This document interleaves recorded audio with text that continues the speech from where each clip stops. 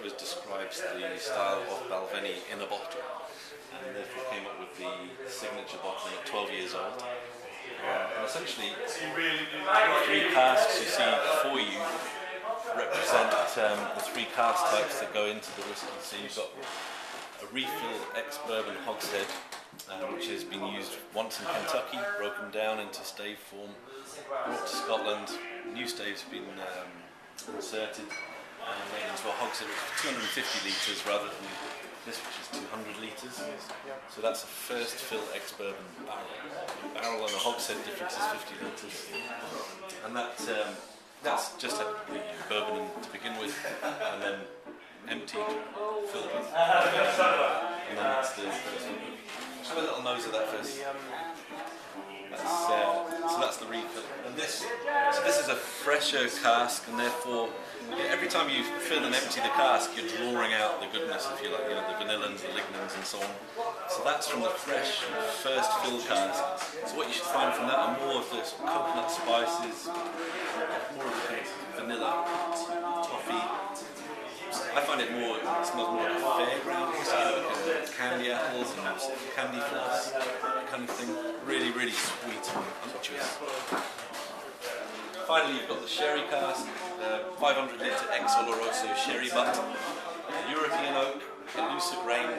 American oak is famous for being very tightly knitted together and therefore very strong and perfect for whisky production.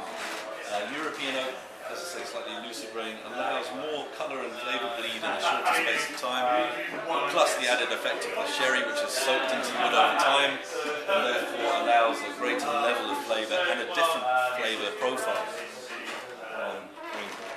You can almost imagine what it tastes like before you even taste it, just looking at the colour, if you have a little smell of that.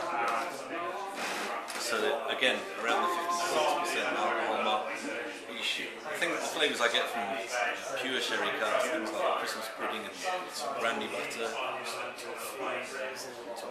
Yeah, exactly. Eastern spices, marzipan. Yeah, it's really essentially an old-fashioned style of whisky, because these days most, 99% of all Scotch whisky is being matured in ex-bourbon casks. So these days that's more of a rarity to be smelling a whisky like that. But then obviously the job of Dave Stewart, the poor man, is to smell his way through thousands of these casks to come up with a batch. Normally the batches are between 250 and 300 casks, so they're now up to batch 4, which is what you've got here to extend. So that's the final product, the signature batch 4. I think I've tried all the batches in my time. In my mind, there definitely is a bit more sherry cask going on in there.